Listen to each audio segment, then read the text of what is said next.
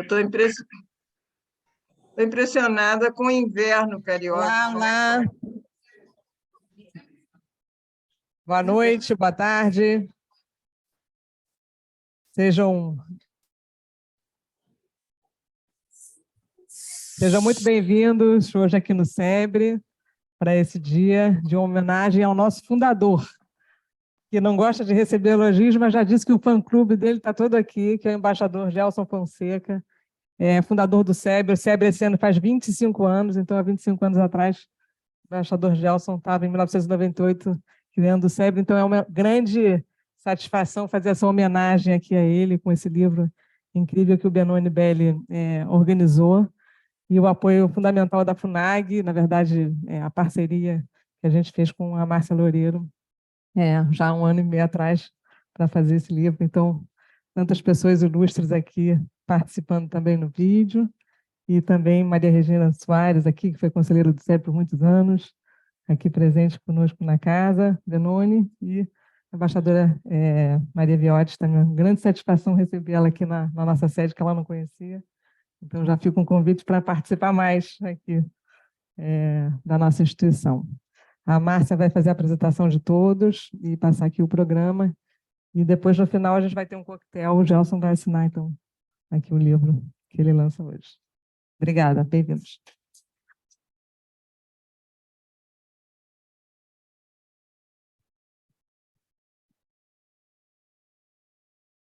Muito obrigada, diretora-presidente do SEBRE, Júlia Leite. Boa tarde ao presidente do Conselho Curador, Zé Pio Borges, embaixador Zé Alfredo Garça Lima, vice-presidente, todos os embaixadores Zambujo, embaixador Casneves, todos os amigos do SEBRE, professores, diplomatas, ministro Celso Laffer, embaixador Rubens Recupero e todos que nos acompanham pela internet, uma boa tarde.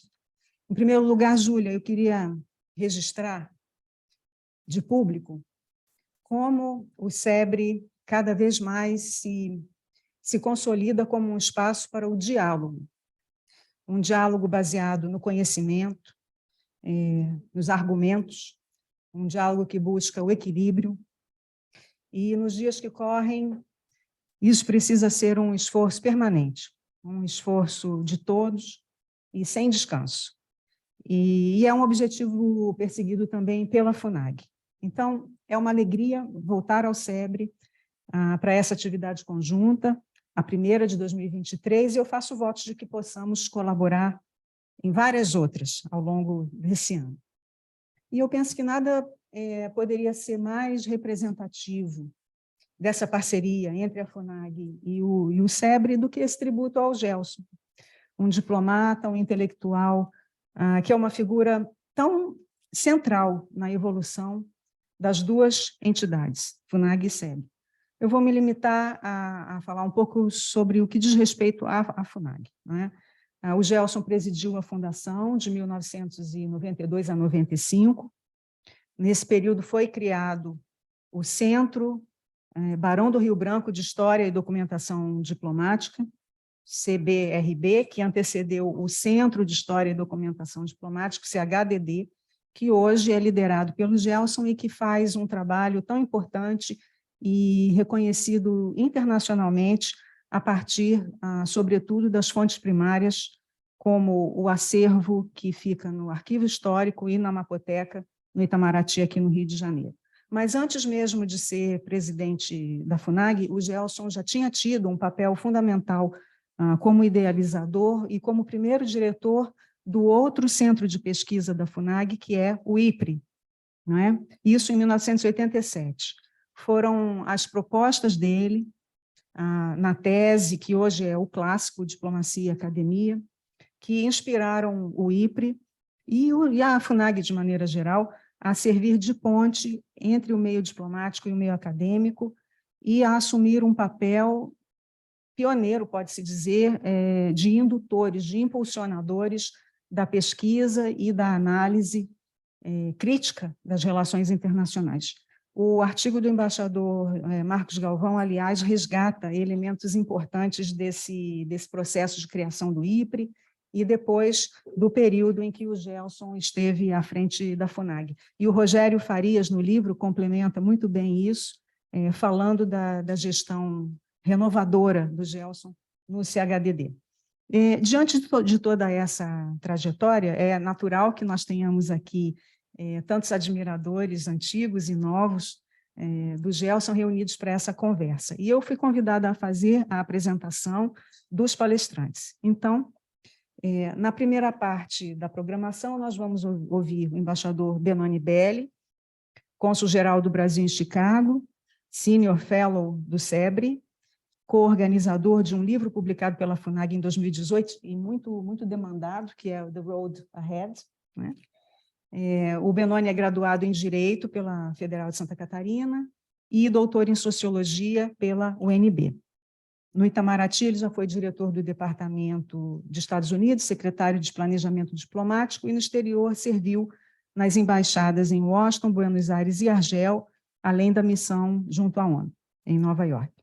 Em seguida, nós vamos ouvir a professora Maria Regina Soares de Lima, professora de pós-graduação do Instituto de Estudos Sociais e Políticos, o IESP, da UERJ, e coordenadora do Observatório Político Sul-Americano, também na UERJ.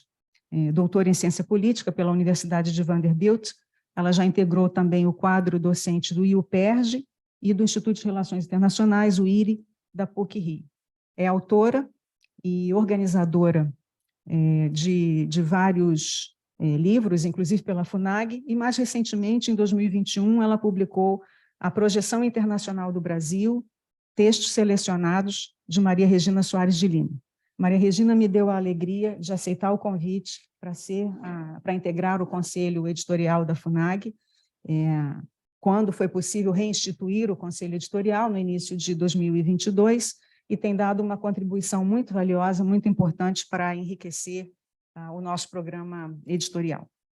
Bem, em seguida nós teremos a sessão de comentários, e teremos, então, abrindo a sessão, o próprio homenageado, o Gelson. Além da atuação na FUNAG, que eu já mencionei, ele serviu em posições-chave em Brasília, e por 2 vezes foi assessor internacional da Presidência da República. Uma das passagens pela presidência, aliás, está muito bem registrada no livro, pelos colegas, né? Marcos Galvão, e também os embaixadores Stanislau Amaral e o Júlio Bitelli. No exterior, foi representante permanente junto à ONU. Na ocasião, chefiou a delegação brasileira no Conselho de Segurança, foi embaixador no Chile, cônsul-geral em Madrid e no Porto.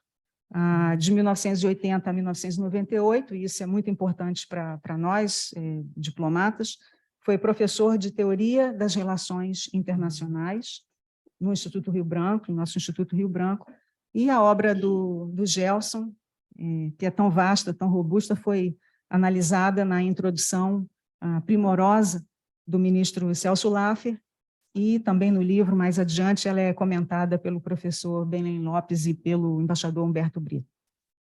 Nessa segunda parte da programação está também a embaixadora Maria Luísa Viotti. Em Brasília, ela chefiou o Departamento de Direitos Humanos e Temas Sociais, depois o Departamento de Organismos Internacionais e a Subsecretaria-Geral de Ásia e Pacífico. Serviu na Bolívia, foi representante permanente junto à ONU, tendo presidido o Conselho de Segurança na ocasião, foi embaixadora na Alemanha e, mais recentemente, chefe de gabinete do secretário-geral das Nações Unidas.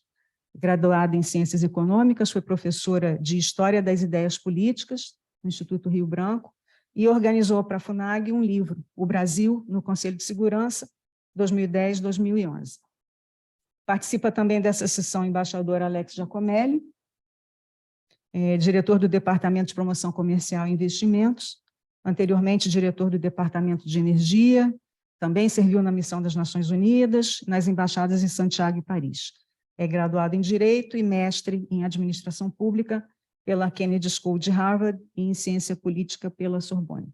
Acabo de ver na programação que também vai participar virtualmente o meu colega de turma, o Júlio Bitelli, a quem eu saúdo aqui, e formado em Direito pela Faculdade do Largo de São Francisco, a USP, teve uma carreira muito diversificada, iniciou nos temas de meio ambiente, foi membro da delegação brasileira na Rio 92, coordenador executivo dos diálogos para o desenvolvimento sustentável na Rio+20, serviu em Nova York, serviu nas embaixadas em Montevidéu, Washington, Buenos Aires e La Paz, uma carreira, portanto, muito diversificada. Atualmente é embaixador no Marrocos e chefiou também outras embaixadas, na Tunísia e na Colômbia. Foi adjunto da assessoria especial da Presidência da República no governo do presidente Fernando Henrique Cardoso, chefe de gabinete dos chanceleres Mauro Vieira e José Serra. E já foi também membro do Conselho Editorial da Fundação Alexandre de Gusmão. Bom, Júlia, eu não poderia deixar de mencionar um colega que, embora não esteja aqui para o lançamento, foi, ao lado do Benoni, um dos idealizadores do projeto, e que é o conselheiro Eduardo Uziel, atualmente na nossa embaixada em Nova Delhi. Foi assistente do Gelson no Rio Branco, é um doutorando em ciência política pela Universidade Livre de Bruxelas, e é um frequente e muito estimado, muito valioso colaborador da FUNAG. Parabéns, portanto, ao Benoni e ao Uziel, pela ideia, que foi tão oportuna, e pela realização, né, na execução tão bem feita. A FUNAG, de fato, se orgulha de poder trazer ao público essa coedição com o SEBRE, uma iniciativa que inaugura de forma tão auspiciosa o nosso programa de publicações para 2023. Então, a cada um dos que participaram, eu deixo um agradecimento sincero e concluo aqui, já esgotado o meu tempo, para que possamos, então, dar início à apresentação do livro e, em seguida, aos debates. Obrigada a todos.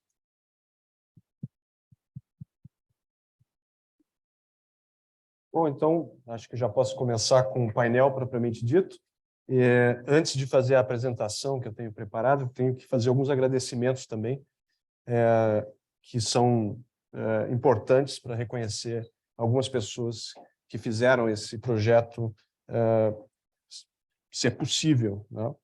Eu quero agradecer, em primeiro lugar, ao José Pio Borges, presidente do SEBRE, e a Júlia Dias Leite, diretora-presidente, a quem apresentei o projeto deste livro no final de 2021, e que, desde o início, demonstraram entusiasmo e apoiaram essa ideia. A embaixadora Márcia Loureiro, presidente da FUNAG, que, ao assumir a fundação e resgatar seu papel de instrumento de debate de alto nível, acreditou no projeto e submeteu ao conselho da fundação. Aos autores, são 12 ao todo nesse livro, diplomatas, acadêmicos, que não apenas aceitaram o convite que o Eduardo Uziel e eu lhes dirigimos para contribuir, mas o fizeram também com grande empenho e entusiasmo. Agradeço em particular ao ex-chanceler e professor Celso Laffer, que escreveu a introdução do livro e nos brinda com uma chave de leitura magnífica para entender a trajetória do Gelson em suas dimensões de trabalho, obra e ação. Agradeço a presença aqui no evento de alguns dos autores, a professora Maria Regina Soares de Lima, a embaixadora Maria Luísa Viotti, o embaixador Alex Giacomelli, bem como os que participam virtualmente, o embaixador amigo e companheiro de tantas jornadas, Júlio Bitelli, e o embaixador José Humberto de Brito Cruz, que tem a grata satisfação de ver que também está nos acompanhando virtualmente. Bom, eu estruturei essa rápida apresentação em 3 partes. Em primeiro lugar, como surgiu a ideia e como foi possível superar as resistências iniciais do homenageado, aqui do meu lado. Né? Que essa resistência, a meu ver, é ilustrativa da postura do Gelson diante de seus próprios feitos. Em seguida, eu vou falar rapidamente da estrutura do livro, das escolhas que foram feitas para tentar cobrir os principais aspectos da trajetória intelectual e profissional do Gelson. E, finalmente, eu vou destacar 3 características, de muitas que poderiam ser destacadas, né? Mas que são, aliás, muito bem conhecidas de todos que com ele convivem, ou conviveram no passado, mas que também emerge da leitura de todos esses artigos do livro. E essas características, resumidamente, depois eu vou explicar um pouquinho melhor a minha versão, é de um analista intelectual refinado, um chefe moderno e criativo, que exerce uma liderança colaborativa, e um compromisso inabalável com a democracia. Né? Aliás, compromisso que nunca foi tão necessário. Né? Como surgiu a ideia? Bom, em meados de 2021, o Eduardo Uziel me ligou e disse: o que você acha de a gente fazer uma homenagem ao Gelson A ideia ainda não estava bem delimitada no sentido de se transformar num livro, né? Podia ser um evento, mas conversando, achamos que seria uma boa ideia fazer uma coletânea, porque tem permanência, né? Nós podemos registrar por escrito e isso ficaria de referência para o futuro. Eu disse de cara para o Ziel, perguntei ao Ziel, você sabe qual vai ser o primeiro obstáculo, o principal obstáculo para a gente fazer esse projeto? E ele concordou comigo sem precisar dizer o que era, que seria a resistência, né, do Gelson à ideia, né? Mas seria também uma boa forma de reconectar o SEBRE e a FUNAG, né? Houve um momento em que SEBRE e FUNAG tiveram uma atividade muito profícua conjuntamente, mas houve um momento também de certo distanciamento, um momento triste, né, de distanciamento, e que o Gelson poderia ser a ponte para essa união entre as duas instituições, pelo papel que ele exerceu, tanto no Itamaraty, como diretor do IPRE, presidente da FUNAG, mas também na fundação do SEBRE. Bom, a conversa evoluiu, então, para a ideia do livro, trocamos sugestões sobre possíveis autores, alguns foram sondados, e vocês podem imaginar que a receptividade dos autores foi total, né? O entusiasmo, e aí percebemos que, obviamente, não haveria nenhuma dificuldade nessa seara. A dificuldade, então, seria superar a barreira Gelson. Marcamos uma conversa virtual com o Gelson, eu em Chicago, Gelson aqui no Rio, e o Eduardo Ziel na Índia. Não sei que horas ele acordou lá na Índia para fazer essa... Não sei se foi 4 da manhã, mas o fato é que a gente conseguiu se conectar. O Gelson, obviamente, ficou um pouco reticente, né? Acho que acabou aceitando por uma razão, que diz muito sobre ele, né? Que a generosidade dele com os amigos, a única coisa que é maior do que a modéstia é a generosidade com os amigos. Então, acho que isso foi a razão principal. Penso também que a atitude dele teve ainda que inconscientemente, algo da postura, que aí o nosso professor Celso Laffer poderá confirmar depois, da Hannah Arendt, né, que em um discurso de aceitação do prêmio Sonning, em 75, ofereceu uma reflexão interessante, né, sem necessariamente concordar com o mérito, obviamente com o aspecto de gratidão a quem oferece. Né, a Hannah Arendt, para ela, o prêmio, uma homenagem, nos dá uma lição de humildade também, né, porque pressupõe aceitar que não cabe a cada um de nós julgar os nossos próprios feitos.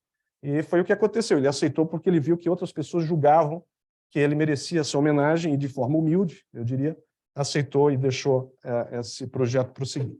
Bem, superada essa resistência, procuramos viabilizar o livro, e eu vou dar uma ideia geral da escolha. A escolha dos autores foi um pouco arbitrária, claro, tivemos que ser seletivos, convidamos diplomatas que haviam trabalhado com Gelson e acadêmicos que eram amigos, admiradores. Muita gente ficou de fora, devo dizer, mas era inevitável. Se fôssemos convidar todos os fãs do Gelson, acho que essa reunião aqui não seria no SEBRE, seria lá no Maracanã, provavelmente, né? Eu acho que... Vai ter muito exagero. Temos material para vários volumes, na verdade, e depois encheremos o Maracanã num próximo evento. Buscamos cobrir diversos momentos da carreira do Gelson, né? O seu trabalho como assessor de alto nível no Brasil, em diversos momentos, inclusive na presidência da República, o seu papel de formulador de política externa. Essa parte com foco é a primeira parte, né, do livro. Temos artigos do Marcos Galvão, do José Stanislau do Amaral e do Júlio Bitelli, que está aqui nos acompanhando, e o artigo da embaixadora Maria Luísa Viotti e do meu querido amigo, embaixador Alex Giacomelli. Segunda parte, a importância do Gelson como intelectual no estudo da política externa, das relações internacionais e da história diplomática, bem como o seu papel pioneiro na promoção do diálogo entre Itamaraty e academia. Esse é a segunda parte, com artigos da professora Maria Regina, do professor Davidson Lopes e do Rogério de Souza Farias. E, de maneira mais ampla, na terceira parte, a contribuição do Gelson para pensar a questão da legitimidade internacional, objeto de um ensaio primoroso do embaixador Brito, que está aqui conosco, e também um artigo do Uziel, que é o co-organizador, e um artigo não tão bom assim, de minha autoria. Não, esse é bom. Bom, eu queria, para aproveitar bem o tempo, e eu corro o risco de ser um pouco reducionista, mas eu queria ressaltar 3 características do Gelson, eu acho que ele vai concordar comigo dessa vez, que o tornam uma estrela de primeira grandeza no firmamento dos grandes diplomatas, pensadores e estadistas que o Brasil foi capaz de produzir, como eu digo no meu artigo. Então, tirei essa frase do artigo, não estou sendo criativo agora, mas não preciso ser, porque eu acho que diz bem o que eu penso dele. Bom, primeiro eu falei, né, já adiantei o que eu ia dizer, analista intelectual refinado, com a vocação de dizer aos donos a verdade aos donos do poder, independente de suas preferências e inclinações. Jamais confundiu suas preferências com a realidade, ao contrário, a sua visão crítica da realidade é conhecida de todos. Eu menciono um comentário de um amigo comum sobre o estilo do Gelson como analista, que diz também, mostra um pouco essa característica dele, que é a capacidade de dissecar a realidade com a mesma frieza que um médico legista realiza uma autópsia, né? A analista que junta essas ferramentas conceituais mais sofisticadas com uma leitura aguçada da realidade e do jogo de poder, né? Então, eu queria só citar rapidamente um elogio que sintetiza isso. É um elogio do embaixador, primeiro chefe do Gelson no exterior, né? João Batista Pinheiro, embaixador em Washington. E eu sei quem foi o ghostwriter, que inclusive está aqui nos assistindo, né? Um grande embaixador, inspiração de todos nós. Eu não vou dizer porque ele não me autorizou a dizer, tá? Mas diz o seguinte, o telegrama de elogio: a característica principal das minutas do secretário Fonseca é o poder de análise e interpretação. Análise densa e iluminadora, capaz de envolver sem desfigurações a complexidade dos acontecimentos políticos e descrevê-los com estilo de riqueza expressiva e penetrante força verbal. A substância do julgamento é invariavelmente permeada por uma maturidade de avaliação e um equilíbrio de valores que imprimem o signo da permanência a seus escritos. Alguns dos estudos encomendados ao secretário Fonseca sobre temas específicos assumiram a envergadura de pesquisas originais merecedoras de reconhecimento mais amplo, não fosse o caráter restrito da matéria tratada. Tudo isso sem em nada diminuir a produtividade e a rapidez no cumprimento das tarefas diárias. Esse é um telegrama da Embaixada em Washington, de 26 de outubro de 1976. Né? E eu acho que sintetiza um pouco essa primeira parte. A segunda parte, que é um pouco da minha experiência com ele, é a de chefe moderno e criativo, preocupado em suscitar o debate interno e externo para oxigenar o processo decisório. Eu acho que muitos aqui sabem do papel dele, objeto também de artigos aqui no livro, e pioneiro, né, de estimular esse debate com a academia, mas ele também suscitava o debate na sua chefia, né, como chefe dos diplomatas. E aí eu acho que, nesse sentido, ele combateu o que hoje em dia se chama infantilização dos diplomatas mais jovens, né? Desde o começo, estimulando a pensar, a questionar, ensinando-os a expressar com responsabilidade seu ponto de vista e contribuir ativamente para aprimorar as estratégias perseguidas. Eu lembro, a embaixadora Maria Luísa era minha chefe direta, e a do embaixador Alex, lá na missão, e foram inúmeras vezes que nós fomos à sala do Gelson conversar, e vocês imaginam um momento ali de certa decepção, né, com o pós-Guerra Fria já, depois veio o 11 de setembro também, esse contexto todo, e ele diversas vezes nos perguntava, né, qual é a sua opinião? O que você pensa? Que a gente, Gelson, nos ajuda aqui, por favor, a gente quer entender o que está acontecendo, o que a gente faz? Mas primeiro ele perguntava o que a gente pensava, o que a gente achava que deveria ser feito, como que nós deveríamos agir diante da situação dada, de uma resolução, de um projeto qualquer de declaração, e isso é que enriquecia o debate e permitia que o processo decisório que ele liderava, né, chegasse a um bom termo, eu acho. Não sei se as minhas ideias eram aceitas. Bom, a terceira característica, já estou terminando, é o compromisso com a democracia, como eu falei, como um veículo para que o país pudesse avançar, garantir direitos dos seus cidadãos, alcançar o desenvolvimento, mas também como parte de nossa identidade internacional. Isso acho que perpassa todos os textos escritos do Gelson, esse compromisso, que é teórico e é prático, né? É na democracia, com ela e por ela, que para Gelson o Brasil pode ter relevância no cenário internacional. Isso também dito de viva voz em todos os momentos nas nossas conversas e nas suas funções como diplomata e chefe no Brasil e no exterior. Tá? Então, eu acho que o papel dele é pioneiro no diálogo interno e externo, com a academia, com a sociedade, sempre orientado por princípios como a busca do desenvolvimento, da justiça social, a promoção dos direitos humanos, são uma marca registrada do Gelson como diplomata, né? E como intelectual público e estadista. Bom, terminando, queria agradecer ao Gelson, não apenas pelo profissional, intelectual que é, mas também pela amizade que nos brinda. Para mim, certamente, para os demais autores que estão aqui, que contribuíram com o livro, é uma honra prestar essa homenagem a um grande brasileiro e também um grande amigo. Eu creio que esse livro procura tornar acessível ao grande público que os amigos e o círculo especializado já sabem. No meu artigo eu menciono que o Gelson é um diplomata pop, né, nos círculos especializados, tanto entre acadêmicos quanto os alunos, os estudantes que se preparam para prestar o concurso. Todos citam o Gelson. Eu corrigi 200 provas no concurso e parece que os cursinhos preparatórios se encarregaram de fazer os alunos decorarem boa parte da obra do Gelson, porque eles citavam o Gelson, né, de forma em profusão.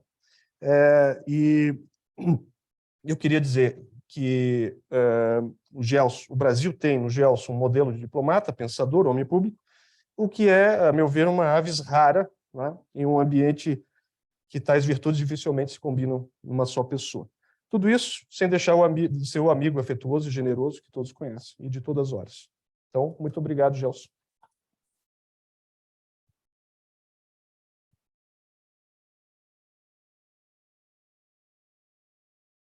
Passar a segunda parte, que são alguns comentários de autores que estão aqui conosco. Eu acho que o embaixador Brito talvez queira também se somar à lista, já que está aqui. A gente não tinha previsto, mas é uma grata satisfação de tê-lo. Vamos começar com o ex-ministro de Relações Exteriores, professor Celso Laffer, a quem agradeço de novo por ter contribuído com uma bela introdução para esse livro.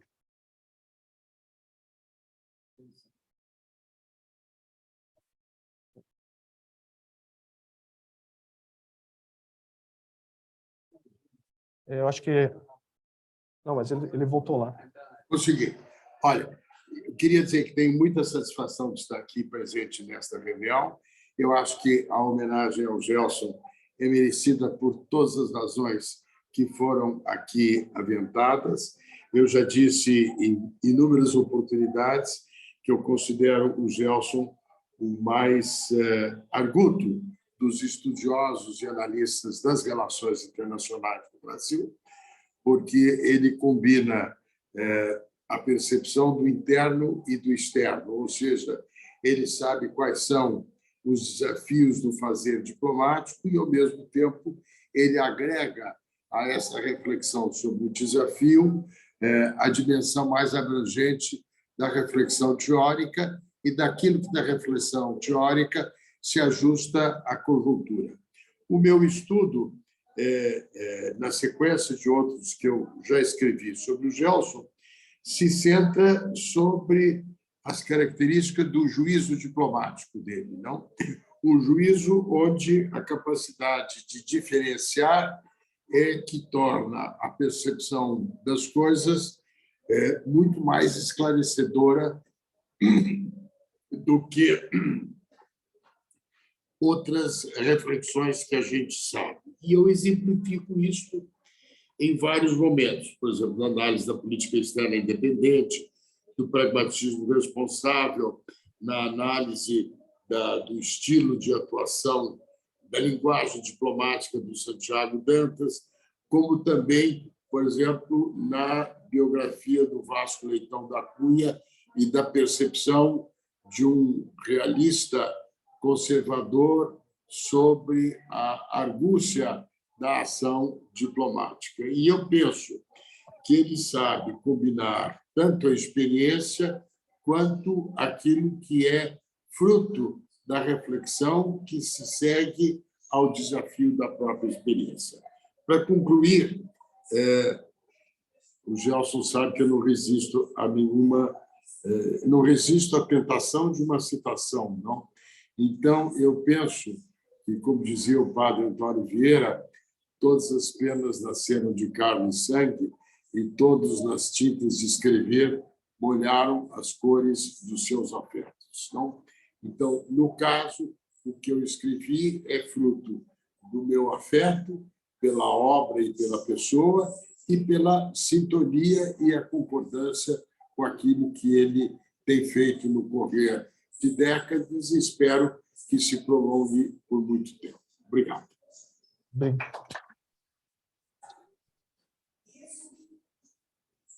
Obrigado. As instâncias superiores aqui já me passaram as instruções. Agora eu vou passar a palavra à professora Maria Regina para sua intervenção de 15 minutos e depois teremos intervenções dos autores de 3 a 5 minutos, cumprindo as instruções do meu chefe. Obrigada, Leonardo. Boa tarde a todos e a todas. Eu queria primeiro agradecer aos autores esse convite, né, o Benoni e o Uziel, e para mim foi uma satisfação enorme, né? Eu conheço o Gelson há uns 40 anos, sempre trocamos algumas figurinhas. Queria agradecer a Júlia e a Márcia também, e nas duas eu agradeço aos demais participantes. A tarefa que me foi dada era era discutir a relação do Gelson com a academia, porque a tese do CAI dele, que é de 1981, mas que só foi publicada em 2011, é sobre a diplomacia e a academia.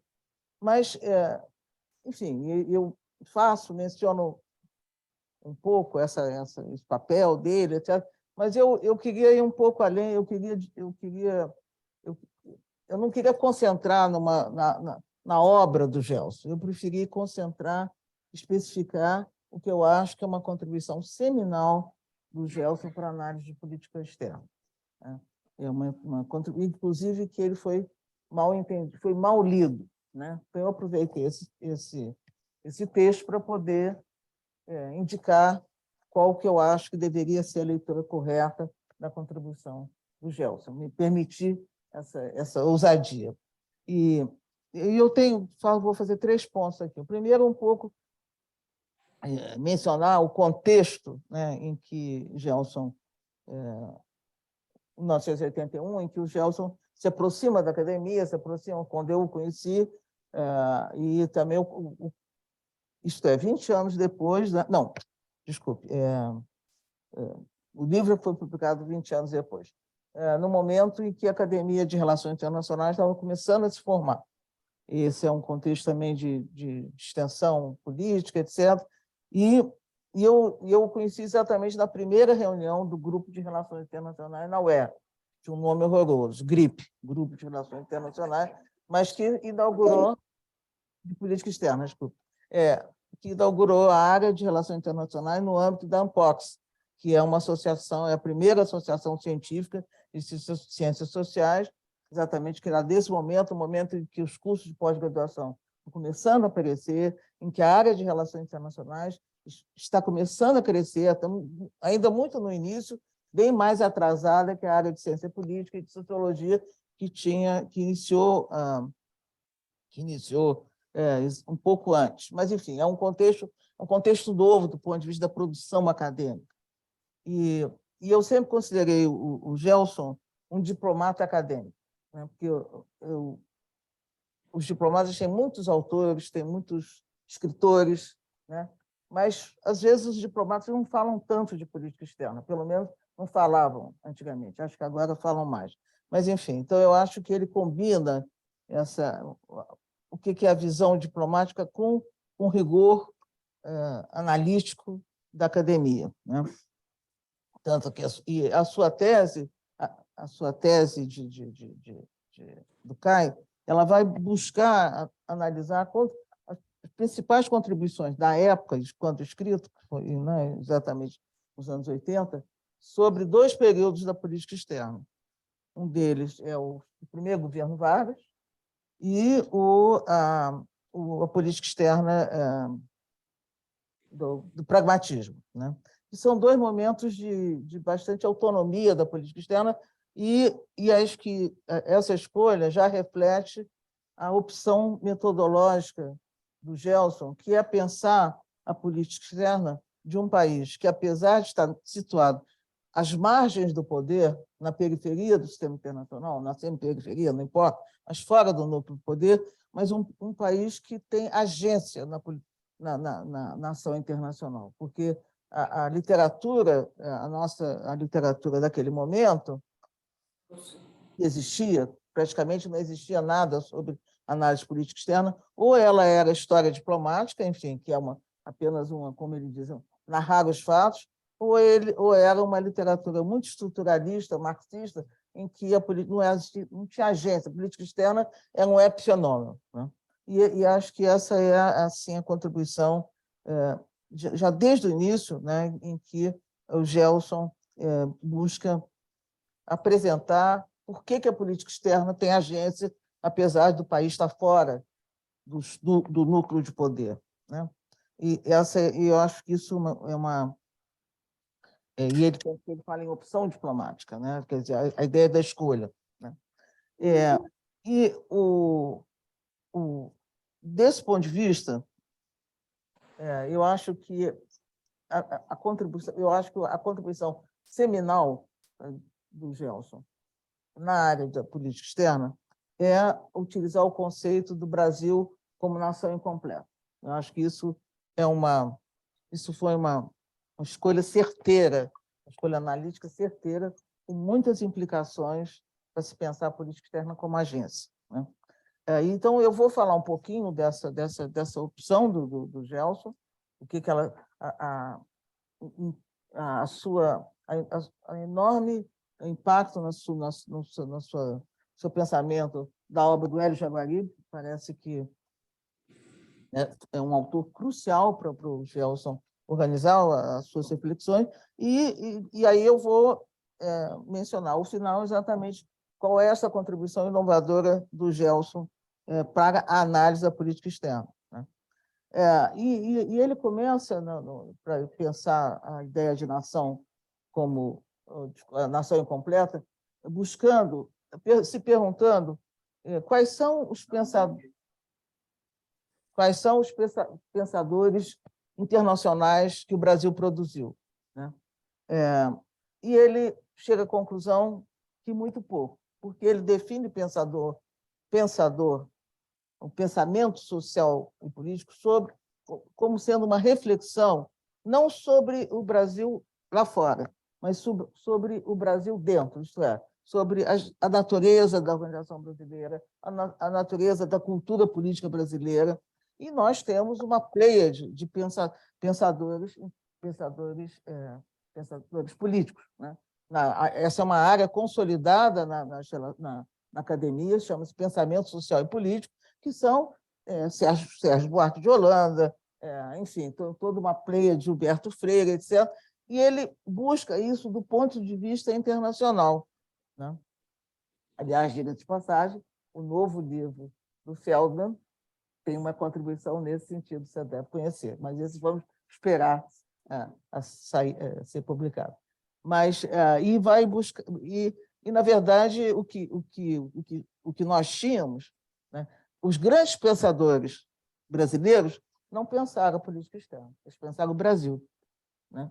E pensaram a partir de onde? A partir da ideia de que o Brasil era uma nação incompleta, porque era um país que não se completara por ter sido colônia, por ter, enfim, a órbita de influência americana, enfim, um país semiperiférico na política, etc. E essa noção, né, eu acho que ela é riquíssima.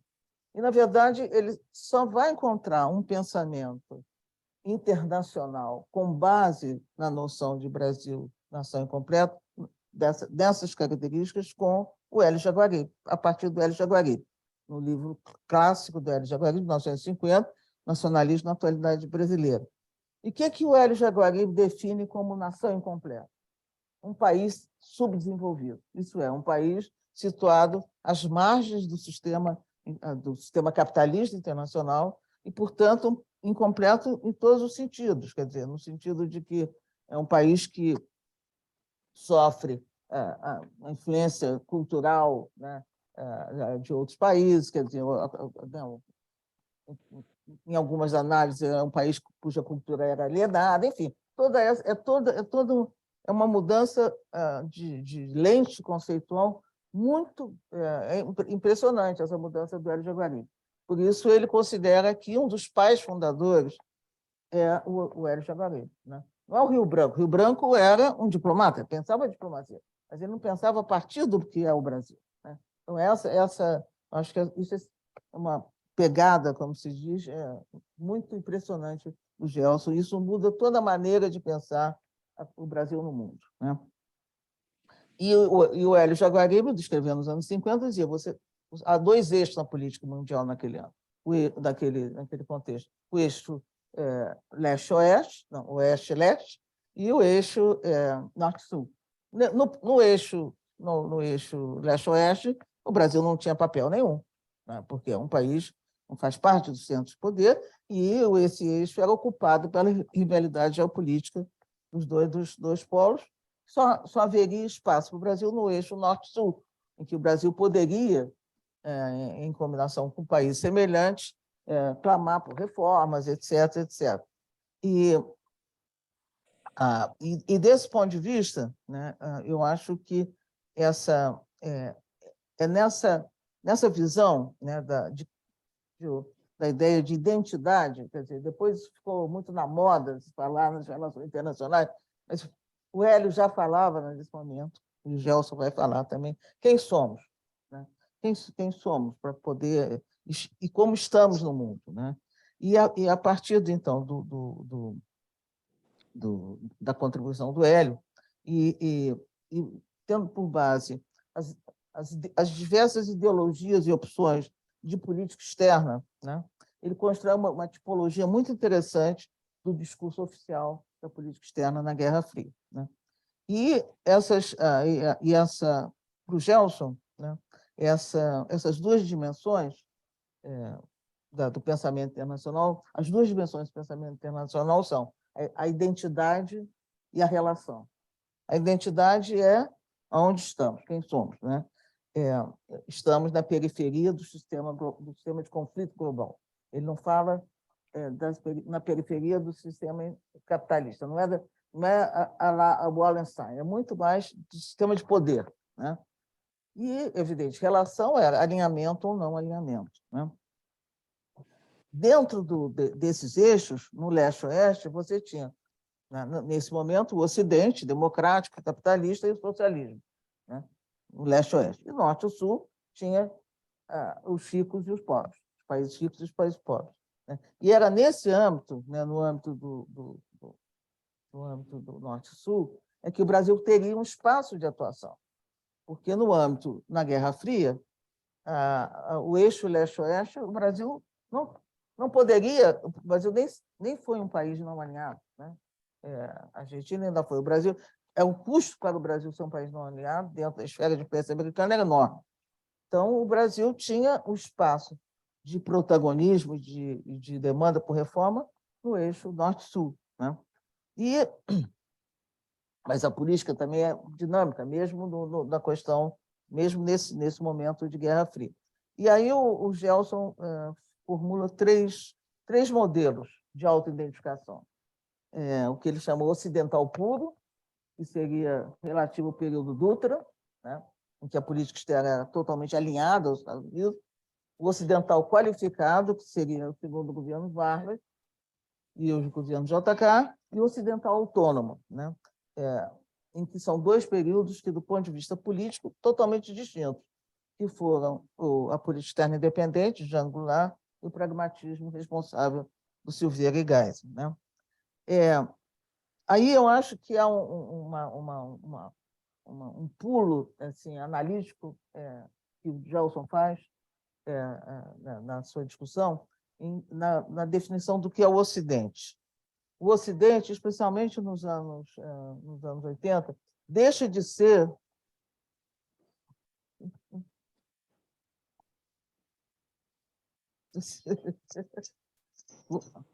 estou acabando. O Ocidente não é mais, não tem mais a ver com a natureza das instituições democráticas ou com a natureza capitalista ou não. O Ocidente é o polo de poder, é o polo hegemônico, né? Isso eu acho que permite, né, permite ao Gelson pensar na crítica ao Ocidente, né? O Ocidente, nós somos parte do Ocidente por outras razões, mas o Ocidente é o poder, né? E nós estamos fora do poder, né? E é nesse sentido que, a meu ver, ele vê a política externa como a projeção externa de um projeto de país. E é semelhante ao que o meu caro amigo Marco Aurélio Garcia dizia em outros tempos, né? De certa forma, é uma tradução anterior, aliás. Então, para terminar, eu só queria chamar a atenção de qual é a contribuição do Gelson. Eu vou ter de falar rapidamente, porque já está... Depois é que eu me dei conta, que já falei demais. É o que ele entende como sendo o desejo de autonomia, né? E aí, esse desejo de autonomia para o Gelson, né, ele significa a ideia, ele diz, ele em algum momento, ele chama atenção, não é ser ponte ou apenas mediar. O Brasil é uma potência média, tem ambições, né? Ele diz, ele tem de se diferenciar, ser autônomo. Isso é, ele tem de alcançar o desenvolvimento pleno. Então, ele define autonomia como um projeto de desenvolvimento pleno, né? Bem, e aí ele chama atenção os dois momentos. No momento da Guerra Fria, o projeto, a autonomia se fazia pela distância. Por quê? Tanto no período da Guerra do Jango Goulart, político externo independente, como no pragmatismo, o contraste era com relação às restrições que o sistema de poder impunha às opções brasileiras no campo tecnológico, etc., né? E aí, num toque otimista, né, ele considera que o pós-Guerra Fria, a autonomia seria obtida pela participação. Qual é o pulo do gato, né, a meu ver, da contribuição do Gelson? É que, terminada a Guerra Fria, a opção autonomia por contraste, ela não tem mais sentido, né? Ela não tem mais sentido, mas a ideia de autonomia permanece, né? Porque ele define a autonomia como um fim, e a autonomia para o Gelson é o desenvolvimento pleno. A literatura posterior usou a ideia de autonomia e a sua qualificação por contraste, por participação, por diversificação, de diversas formas. Mas só que a literatura não diferencia, a literatura tomou aquilo que era meio como fim, e a autonomia deixa de ser a busca pelo desenvolvimento pleno e passa a ser o meio para buscar um objetivo que não se conhece. Então, eu já apresentei, já discuti essas ideias com alguns colegas que usaram essas autonomias, as qualificações da autonomia, né? Não gostaram muito, mas digamos assim, é a primeira vez em que a questão da autonomia é definida como um fim, na linha do Hélio Jaguaribe, na linha da superação da nação incompleta, né? Então, eu acho que isso é uma contribuição do Gelson. A análise de política externa, que, a meu ver, foi diluída com as qualificações da autonomia, como se a autonomia fosse algo não definido. Então, eu agradeço muitíssimo essa conversa que tivemos esse ano todo e as nossas, enfim, conversas, etc. Aprendi muito com você. Então, vamos lá. Boa noite, pessoal. Não. Passo a palavra agora. Obrigada, muito boa tarde a todos. É uma alegria muito grande para mim estar aqui. Eu agradeço muito a Júlia e a Márcia a gentileza do convite. É uma homenagem muito justa ao nosso querido Gelson. Eu sou membro do fã-clube do Gelson desde pequenininha. E o Gelson, mais do que chefe e amigo, é um mestre com quem muito aprendi e continuo aprendendo. Eu queria felicitar o Benoni e o Ziel pela iniciativa do livro, a ideia, a organização e o convite para contribuir com um capítulo que fiz junto com o Alex. Queria também aproveitar para agradecer ao Alex, que é um colega que eu admiro muito e um amigo querido, e com quem compartilhei muitas das aventuras que estão narradas no capítulo. E o capítulo reflete muito do que foi a nossa experiência de trabalhar com o Gelson quando ele chefiou a missão do Brasil junto às Nações Unidas, no final dos anos 90, início dos anos 2000, e foi uma experiência extremamente enriquecedora, muito gratificante. Há boas razões para isso, já foram bem apontadas não só pelo Benoni, mas também pela professora Regina. E um dos traços mais marcantes para mim do perfil do Gelson como diplomata é essa capacidade de associar permanentemente a reflexão, o pensar, a ação ao fazer diplomático. Então, isso para nós era um grande estímulo, mas também um desafio, porque aquelas perguntas que eles nos faziam, o que vocês acham, não eram de resposta simples e fácil, não. Mas o que nós procuramos fazer ao revisitar aquele período da atuação do Gelson na missão do Brasil junto à ONU foi, Alex e eu, foi de fazer um pouco isso, tentar ligar a teoria, o pensamento do Gelson com a prática, o que foi a nossa atuação naquele período, né? E, para isso, nós selecionamos 4 temas, dentre os inúmeros temas da Agenda das Nações Unidas, mas temas que nós achávamos que foram temas em que o Brasil foi ator relevante, propositivo e, em alguns deles, até protagônico. Foram temas ligados ao desenvolvimento, por exemplo, a Conferência de Monterrey sobre Financiamento do Desenvolvimento, sobre Meio Ambiente e Desenvolvimento Sustentável, a Conferência de Joanesburgo, a Rio+10, sobre desenvolvimento sustentável, a negociação sobre escala de contribuição, que foi um momento de crise nas Nações Unidas, make or break,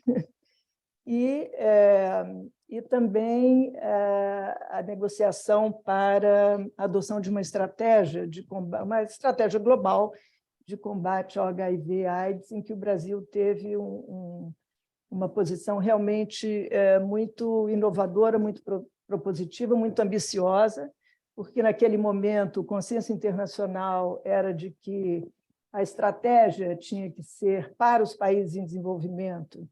2001, né? Estamos falando de 2001.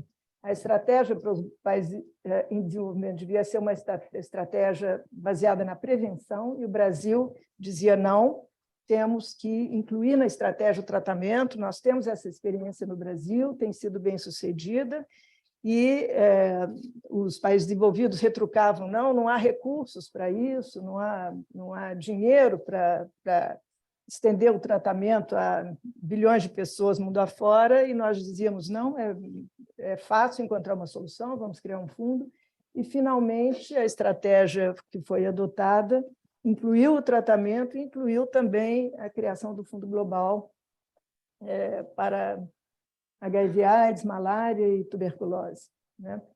Porque a nossa campanha foi tamanha, mobilizando também ONGs e outros, que convencemos o secretário-geral, Kofi Annan encampou essas teses, e, a partir daí, a coisa foi se disseminando como digamos assim, a estratégia que deveria realmente poderia ser adotada.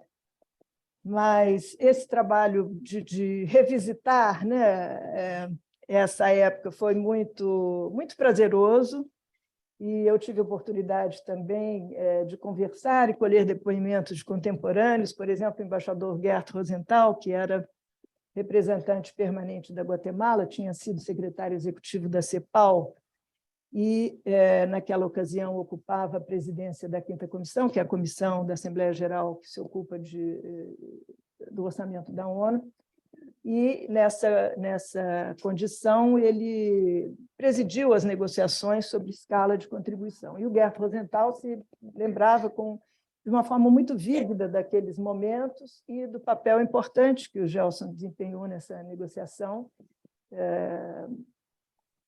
E o Gert considerou mesmo que o Gelson foi um dos protagonistas da solução que foi finalmente adotada. E essa negociação foi realmente muito difícil, muito complexa, porque se tratava de reagir a uma decisão dos Estados Unidos de reduzir unilateralmente o teto de suas contribuições para as Nações Unidas. Isso era um anátema, porque existe uma fórmula tradicional de determinar a contribuição de cada país às Nações Unidas, Isso tem que ser feito em conjunto, por negociação, e não se pode simplesmente aceitar que um país decida, mesmo que seja os Estados Unidos, decida que não vai pagar o que é devido, e sim uma quantia muito menor. Mas os americanos estavam num momento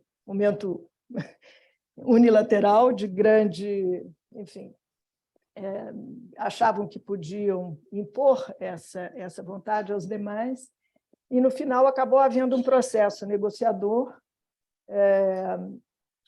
porque cada país queria, naturalmente, transferir o ônus adicional aos demais, ou cada grupo negociador também procurava fazer isso. E para o Brasil estava numa situação muito delicada, porque nós, pelas regras vigentes naquele momento, já teríamos que absorver um aumento muito substancial na nossa cota em função da sobrevalorização do câmbio, que era uma questão um pouco artificial, mas que incidia nas nossas contribuições. Então, seria muito difícil para nós, além desse acréscimo substancial, decorrente da própria fórmula vigente, se tivéssemos que absorver ainda um adicional advindo da redução das contribuições norte-americanas. E a atuação do Gelson foi fundamental para, primeiro, criar a percepção de que o Brasil, de fato,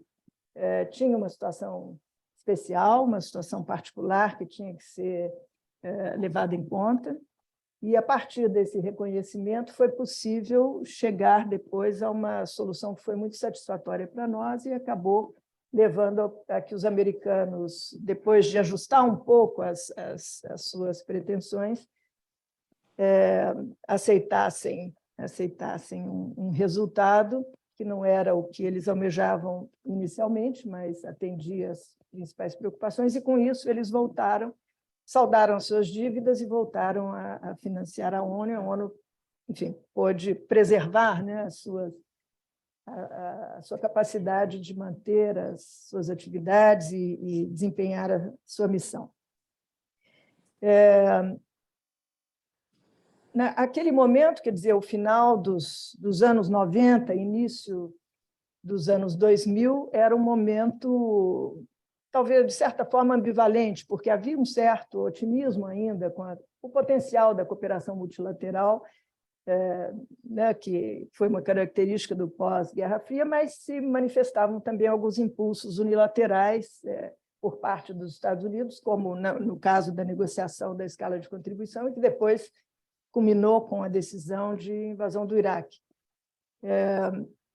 Mas, hoje em dia, o cenário é ainda muito mais complexo, marcado por enormes incertezas, fragilidades decorrentes das tensões geoestratégicas e de inúmeras crises globais, como a crise climática, a instabilidade econômica, os desafios na área da saúde, os desafios também postos pelo advento da era digital. E isso se dá num momento em que os destinos do multilateralismo estão postos em questão, justamente no momento em que a ação multilateral, a coordenação e a cooperação multilateral se faz mais necessária. Por isso é que aguardamos com grande interesse os próximos escritos do Gelson, que certamente trarão muita luz e uma indicação de caminhos a seguir. Muito obrigada.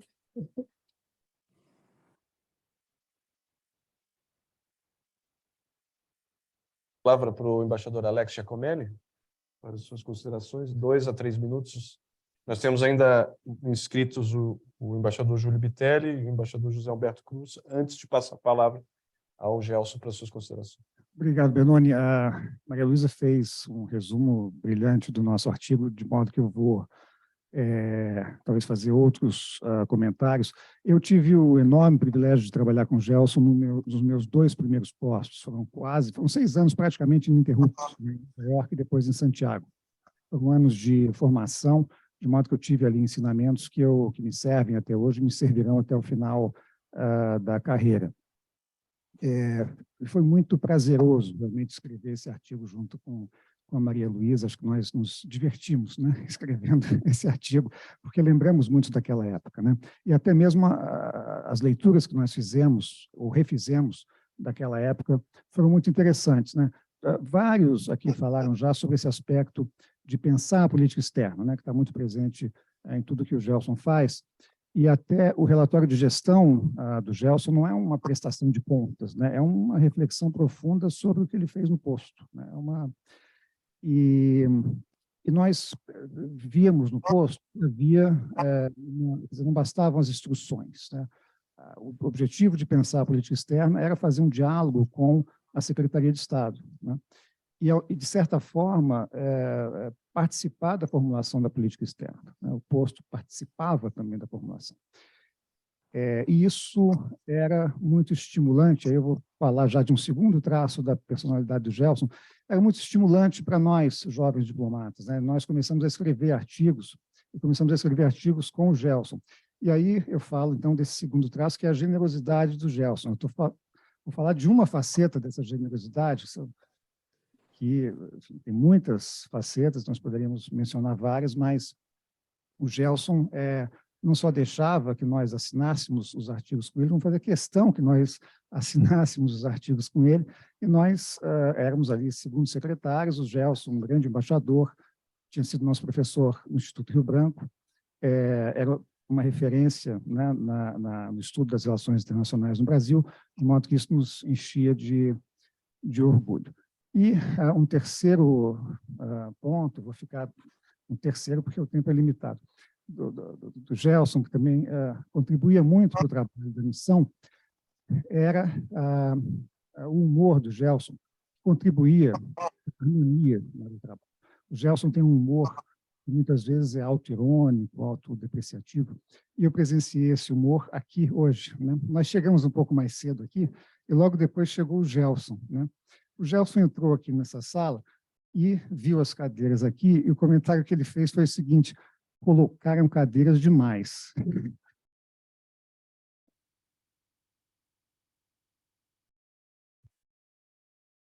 E, rapidamente, rapidamente, queria só mencionar também o período de Santiago, que não está no livro, mas que foi também um período muito rico, né? O 2003 a 2006 coincidiu com a segunda metade do mandato do Lagos, né?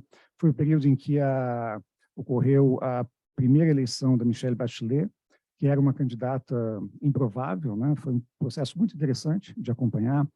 Foi também a eleição o momento em que o Insulza foi eleito para secretário-geral da OEA, e havia foi um período interessante também da relação do Brasil com o Chile, porque havia muitas afinidades multilaterais, né? A mesma posição em relação à guerra no Iraque, a iniciativa, a ação, né, contra a fome e a pobreza, estávamos juntos, o apoio chileno à reforma do Conselho de Segurança e à candidatura brasileira. Então, havia, bom, obviamente, a participação muito ativa dos dois países na missão de paz no Haiti. Então, foi um momento muito interessante, né, politicamente, o momento em que você serviu lá. E aí, fechando, quer dizer, e de certa forma, fechando também o círculo, né, eu lembro de um seminário que você organizou na CEPAL, né, que reuniu vários intelectuais, e foi uma comparação de Brasil e Chile, da produção intelectual de Brasil e Chile, nos anos 60 e 70 e nos anos 2000. Foi interessantíssima, depois virou livro, né? E reunia intelectuais de várias áreas, da ciência política, da cultura, da economia, de modo que esse período chileno, embora não seja abordado nesse volume, fica para o segundo volume já do livro.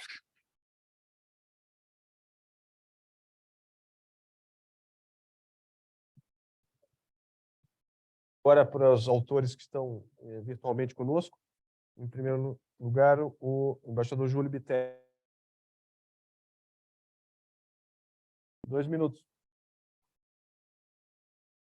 Recado do Gelson, tá?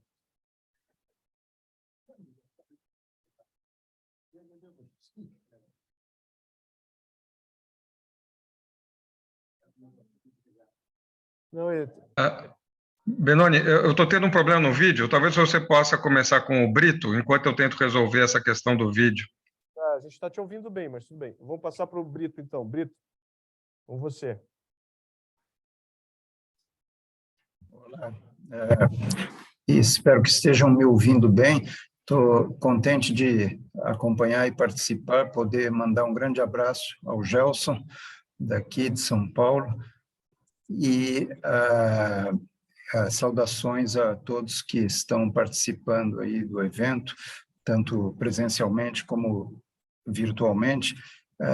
Só para dizer, no fundo, não vou fazer um comentário sobre o meu texto, mas vou talvez me basear nele para fazer um pedido, que o que eu tentei examinar no meu artigo foi a questão, a partir da reflexão do Gelson sobre a legitimidade, o papel das ideias no plano das relações internacionais, não apenas como um fator externo que afeta as relações de poder ou as definições de interesse, mas como algo intrínseco que define as próprias relações de poder, ou define até, através das percepções e dos quadros de referência, define saber quem tem poder, o que é o poder, o que constitui uma grande potência, qual é o interesse, etc. E procurei mostrar a riqueza das chaves de interpretação e de análise que o Gelson ofereceu, em boa parte tendo que, para isso, fazer um esforço de afastar, ao menos, as versões mais toscas, mais primitivas do realismo, né, que não comportam tanto esse tipo de análise. Mas, pensando em tudo isso, quer dizer, tanto no plano interno como no plano externo, o pedido que eu faria é que eu acho que nós estamos precisando que o Gelson faça uma atualização do pensamento dele, inclusive na perspectiva do que ele mesmo chamou do espaço de proposição, né? E uma das coisas mais interessantes é como o espaço de proposição no plano internacional pode se alterar radicalmente em poucos anos em função da alteração do quadro de ideias, do quadro das mentalidades. E se a gente pensa na situação do Brasil, acho que é uma grande novidade. Poucas vezes na nossa história houve mudanças de quadro ideológico tão fortes de um governo para outro, né? E se pensarmos também, ao mesmo tempo, no plano internacional, com as grandes alterações que todos conhecem, a ascensão da China, o surgimento de movimentos de extrema-direita nos Estados Unidos, na Europa, infelizmente também no Brasil, a invasão da Ucrânia, questões com tendências de questionamento da globalização, uma preocupação muito aumentada com a questão da mudança climática.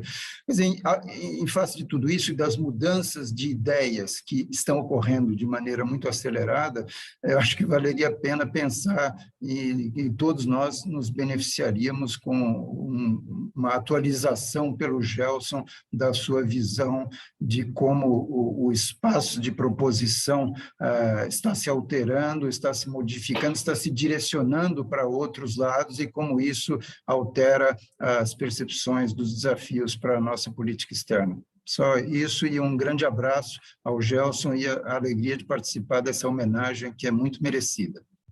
Obrigado.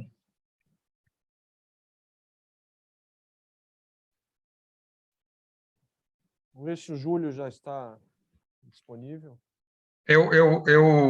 Eu acho que o som está bem, a imagem não está, mas vocês não perdem muito não me vendo. Então, eu vou fazer isso sem o vídeo.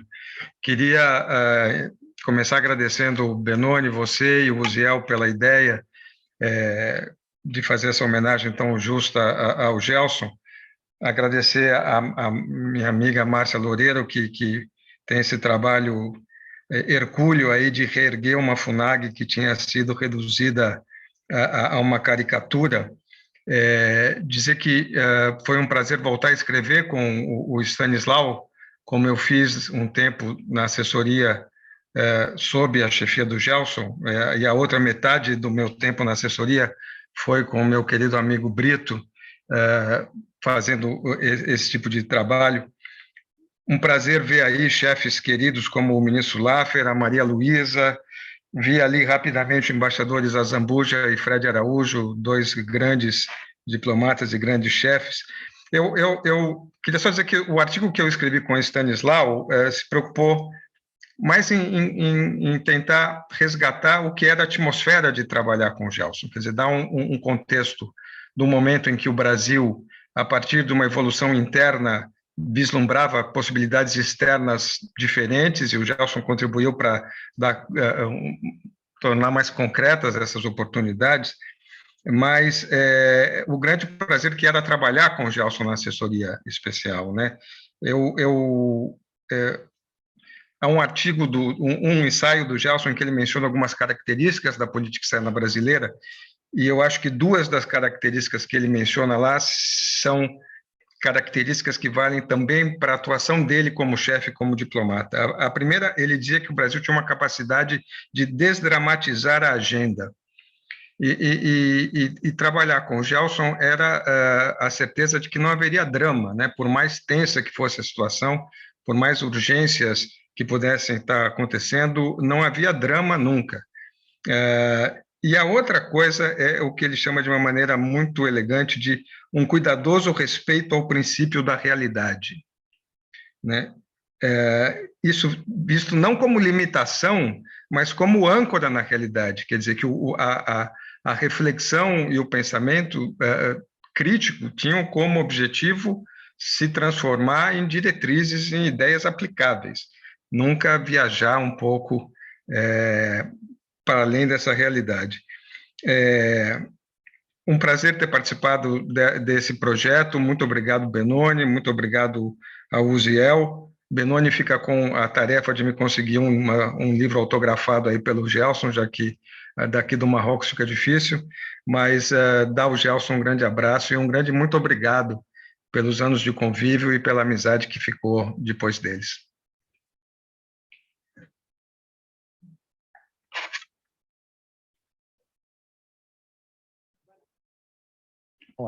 Eu tenho a impressão que eu tenho que começar por agradecendo.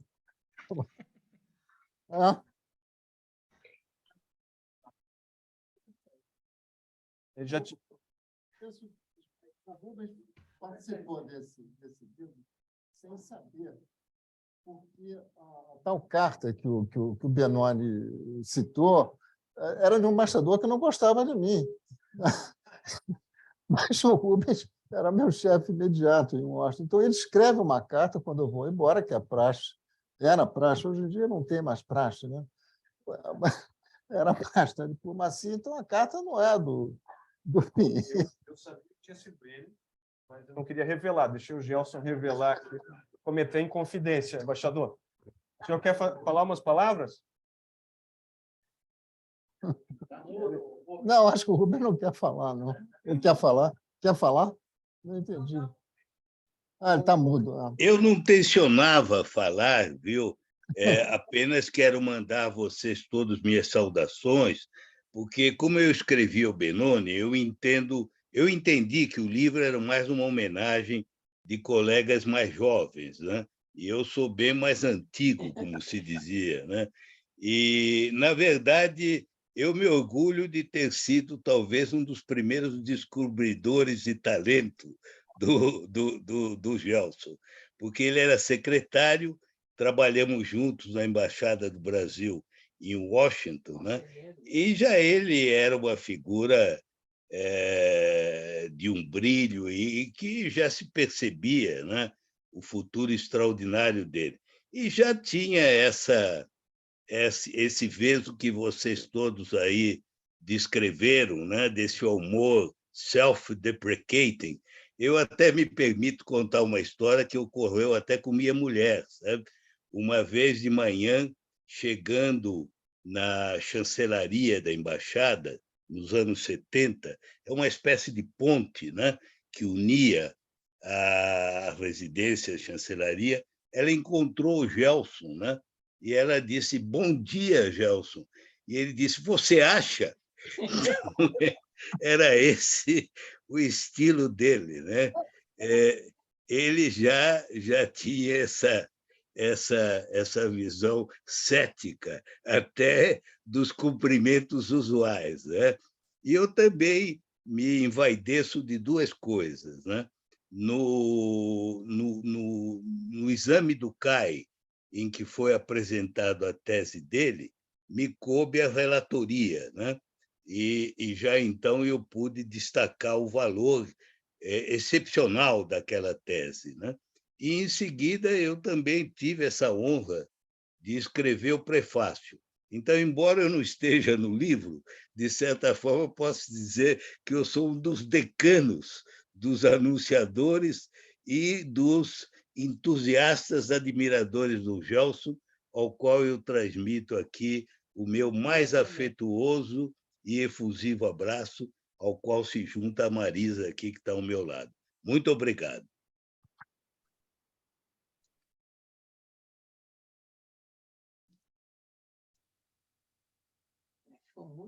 Se a Márcia e ao Pio e a Júlia, a ideia de aceitar a ideia do Benoni e do Zé de produzir esse livro. Ele tem toda a razão. Eu tive quando eles conversaram comigo, eu disse, mas o que vocês vão escrever a meu respeito? Não tem muita história para contar, mas eles inventaram uma história. Não? A minha vontade é corrigir a história, não contar a verdade. A verdade não é exatamente o que eles contaram, um pouco excessiva, um pouco mais glamourosa do que talvez tenha sido. Mas eu gostei da história. Eu gostei, papai, vou adotar daqui para frente. Quando me perguntaram, não, leia o livro, está tudo lá. Não? Bom, mas então, em primeiro lugar, agradecer ao FUNAG e ao SEB, como a Márcia disse, eu fui ligado às duas instituições, sou sócio fundador do SEB, né? Eu acho que tive todas as funções possíveis, né? na FUNAG, presidente, diretor do IPRE, agora no CHDD. Então, eu queria agradecer. Queria agradecer, evidentemente, aos autores, mas antes de agradecer aos autores, eu queria agradecer a quem veio. Né? E para mim, é muito... eu fiquei meio, de uma certa maneira, emocionado, porque tem aqui colegas de colégio. Né? O Graça, que foi meu colega de colégio, dizer que nós fizemos primeiro comunhão junto. Depois... Ele seguiu uma vida reta e religiosa. Eu comecei a picar. Mas trabalhamos juntos na assessoria de imprensa, que foi um grande momento também. Mas não é só ele, eu tenho um outro colega meu, tenho mais dois colegas do colégio aqui, o Zé Joffre e o Joaquim Redilho. Por acaso, foi o pai dele quem projetou a embaixada em Washington. O Joaquim é um grande designer, de certo, obrigado por estar aqui, e o Zé Joffre, tá? Que não foi só colega de colégio, mas foi colega de faculdade. Então, os colegas antigos. Tem vários colegas de Rio Branco aqui também. Tem colegas numa categoria curiosa, que é a categoria dos aposentados. Então, tem colegas aposentados também. Tem professores, né, com quem eu andei convivendo ao longo da vida. A Regina, em primeiro lugar, mas eu estou vendo Milani, estou vendo Maurício Santoro, enfim, lá atrás da Letícia, gente que também me ajudou a pensar. Né? Tem minha família, né? Minha irmã está aqui, né? Que tem sido... Ela resolve todos os problemas econômicos que eu tenho. Quando eu tenho uma dúvida, eu falo com ela, em geral.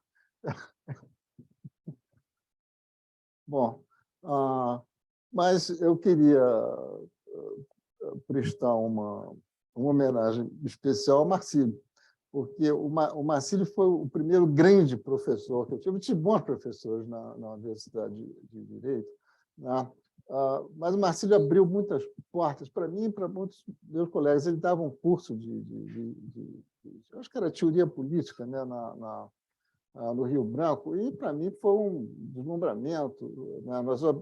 Foi a primeira vez que eu li Lenin, foi o Marcílio em plena ditadura. Era uma leitura obrigatória.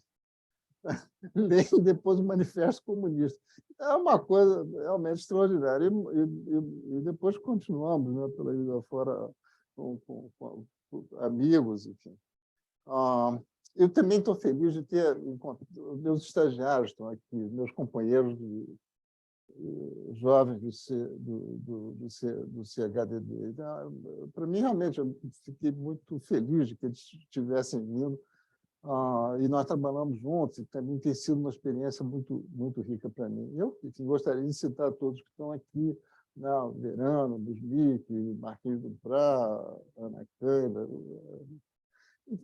Realmente fiquei muito feliz que tivesse que todos tivessem aceito esse convite, né? Evidentemente, não vou falar sobre o livro. Hoje eu descobri que eu podia...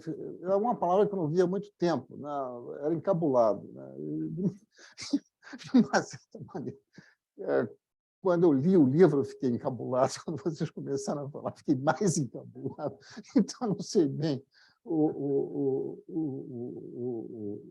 que dizer. Como eu estava em dúvida, eu telefonei para o Marcos. Qualquer dúvida sobre qualquer assunto do mundo hoje, a primeira coisa que um ser humano sábio é telefonar para o Marcos. Ele sempre dirá alguma coisa mais sábia do que você está pensando. O Marcos disse, enfim, você tem que falar do que aconteceu. O que aconteceu foi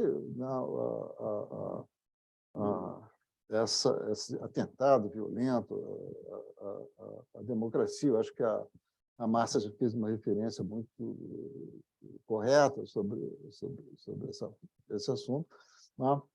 Ele disse de que maneira isso tem alguma ligação com o que você escreveu. Eu disse, olha, Marcos, uma deve ter, né? Deixa eu pensar. Eu pensei, né, que tem a ligação, é que eu acho que uma das preocupações que eu sempre tive nas coisas que eu escrevi, desde a tese de mestrado, né? Eu tive uma tese de mestrado de 76, 77, acho que era uma coisa sobre dependência e desenvolvimentismo, e que terminava com a ideia, eram duas escolas que se opunham completamente em matéria da compreensão da história latino-americana, sobretudo, né? E a dependência tinha várias nuances, várias escolas, mas tinha uma que era do Fernando Henrique, porque eu trabalhei, e o lado do desenvolvimentismo era uma outra escola. Enfim, não interessa muito ficar discutindo isso, nem eu me lembro bem da tese. Eu tenho quase 40 anos, 50 anos que eu escrevi. Mas eu terminava dizendo que a única possibilidade das duas escolas se encontrarem era justamente na democracia. Podia não haver tendências radicais na dependência, mas, enfim, quem sabe a democracia podia ser uma área de diálogo entre.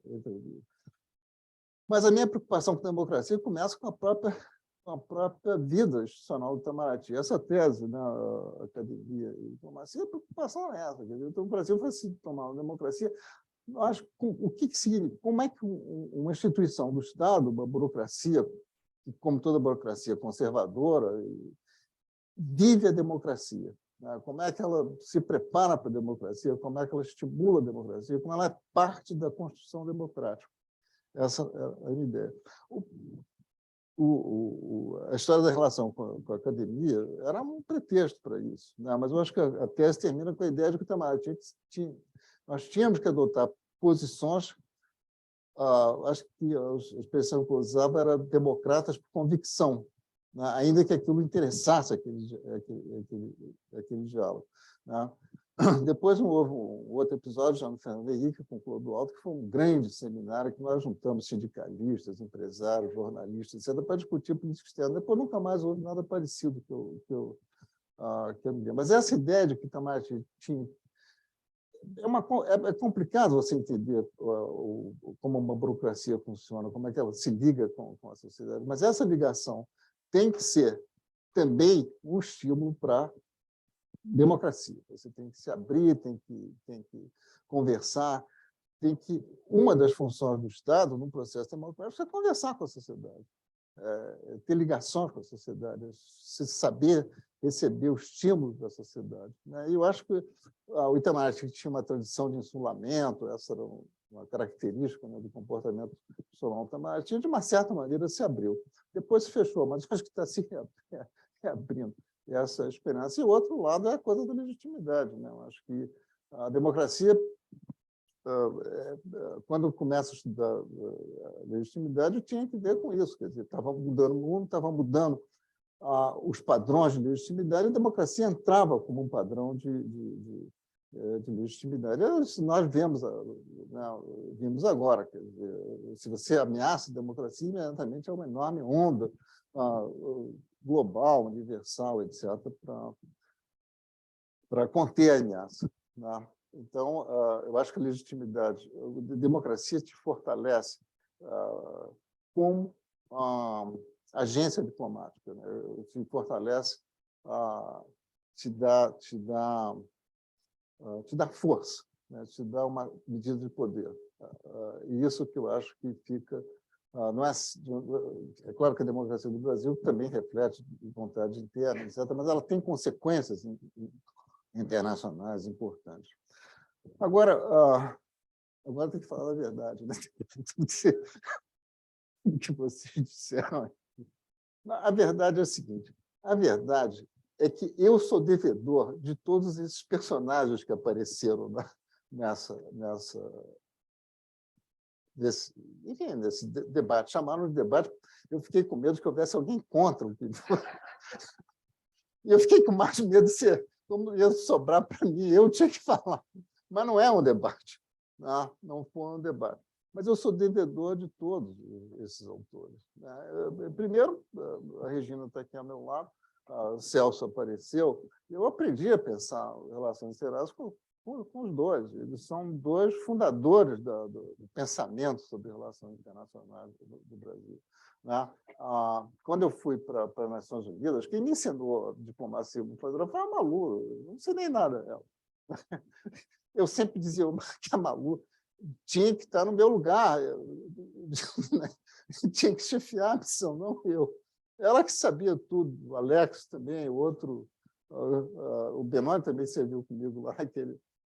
Eles sabiam, eles me ensinaram. Eu sou devedor deles, né? Não o contrário. E sou devedor de uma segunda geração de professores, alguns formados, né, pela Regina, o Dafson, que escreveu alguma coisa para esse livro, acho que foi ter orientado, né?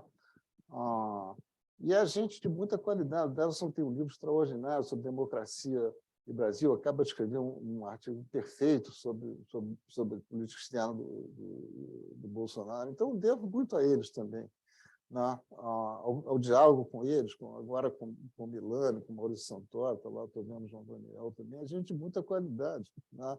Você criou um pensamento sobre relações internacionais no Brasil, né? E também para ficar nos intelectuais, eu acho que um outro que contribuiu foi o Rogério Sousa Farias, que é talvez hoje o mais completo historiador da diplomacia brasileira que nós temos. E agora, nessa minha última encarnação, que é de trabalhar com história, eu não sou historiador, eu também não fui cientista, eu não fui nada do que você disse que eu fui, mas de qualquer maneira, né, ele tem sido permanentemente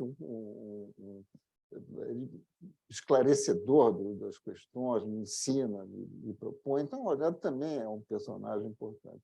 O Brito e o Júlio e o Stanislau trabalharam comigo nas assessorias, e o Marcos Galvão também.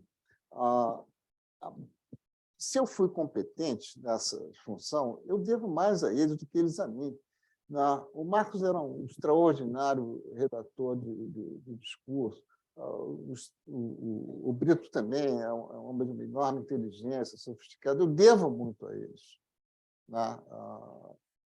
mais do que eles devem a mim, talvez, para colocar as coisas no plano correto. E eu fiquei muito feliz com os artigos. O Marco Alvão contou coisas não provavelmente engraçadas no meu tempo de professor. Boa parte dos que estão aqui foram meus alunos, né? E o Stanislau e o Júlio, talvez tenha sido a única surpresa desse. Não houve várias surpresas. Eu fiquei feliz com o livro, etc. Eles conseguiram dois parágrafos do Fernando Henrique sobre o meu papel na assessoria. E isso realmente me deixou muito feliz, muito satisfeito. Enfim, o livro me deixa muito satisfeito. Acho que vocês foram absolutamente generosos comigo, muito mais do que eu talvez me dizia. A única coisa que eu reclamo é que, se esse livro tivesse sido feito há 20 anos atrás, eu não tinha pagado 20 anos de análise.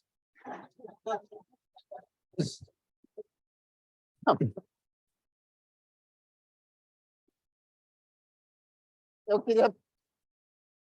Marco, olha, uma das grandes satisfações é ter na minha frente o Marco hoje. Marcos.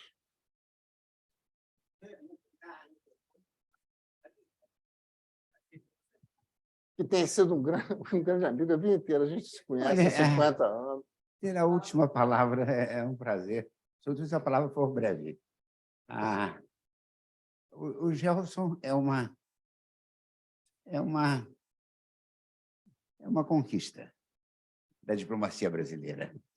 Ele é uma pessoa que tem nos enriquecido a todos. Ele é a sabedoria associada à modéstia, mais sabedoria do que modéstia. Aliás, ele usa a modéstia de uma maneira inteligente, de uma maneira que Remiro Guerreiro sabia usar. O Gilberto Amado, o Neto Lapensé, dizia que a modéstia era apenas uma astúcia da vaidade.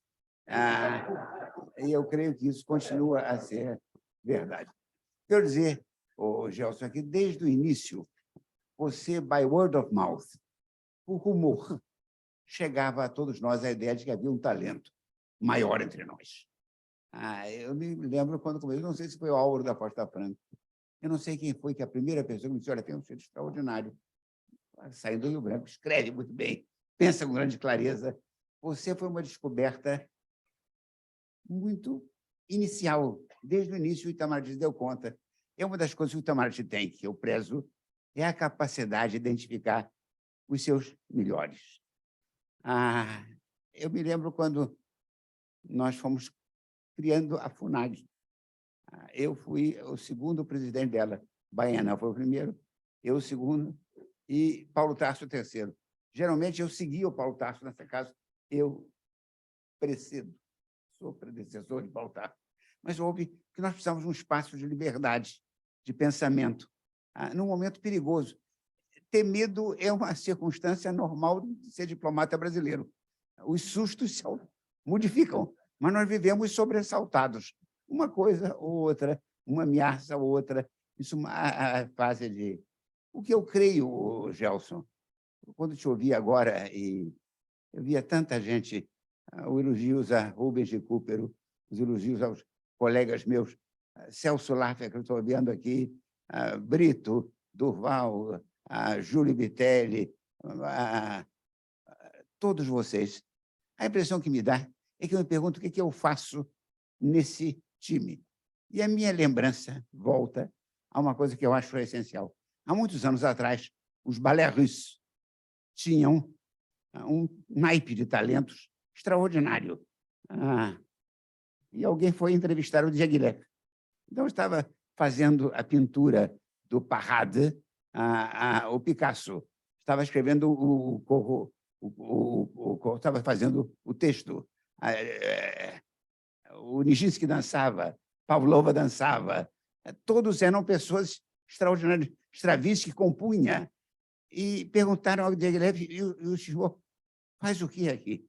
Ele disse: olha, eu tenho um certo olho para identificar talentos. Então, eu me pretendo hoje apenas essa função. Eu, ao longo da vida, tenho tido um certo acerto em identificar quem tem alta qualificação. E você, Gelson, é um prazer. Primeiro, porque você é um ator intelectual importante, é um ser humano de convívio tão suave, tão agradável, que eu creio que eu nunca vi você perder.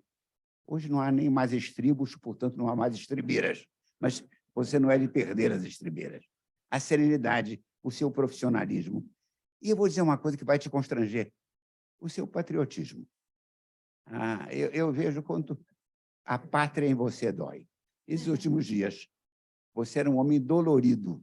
Eu tive 2 treinamentos com você em que eu fico preocupado. Eu digo, Gelson, vai ter uma coisa qualquer, porque a pátria está doendo tanto nele. Ele está tão preocupado com o nosso destino comum. E quando o Brasil, de novo, sobrenada, de novo sobrevive, de novo ganha um tempo e um espaço, nós comemoramos isso. Portanto, essa homenagem a você, como ator, como autor, como diplomata, como patriota, como amigo, é tão merecida que eu creio que a sua única profecia errada foi a do número de cadeiras. Você não entende nada de cadeiras. Obrigado, Gelson. Viu, Marcos? Estava pensando que a nossa sede está ficando pequena, porque o SEBRE está crescendo e hoje um sucesso aqui, não foi muitas cadeiras, tanta gente em pé, quem está aqui no vídeo não viu, a casa está cheíssima, um overbook, então temos que repensar aqui a sede. Obrigada, Gelson, por toda a sua colaboração com o SEBRE, Márcia Funag pela parceria, vai ter agora um coquetel e a assinatura dos livros.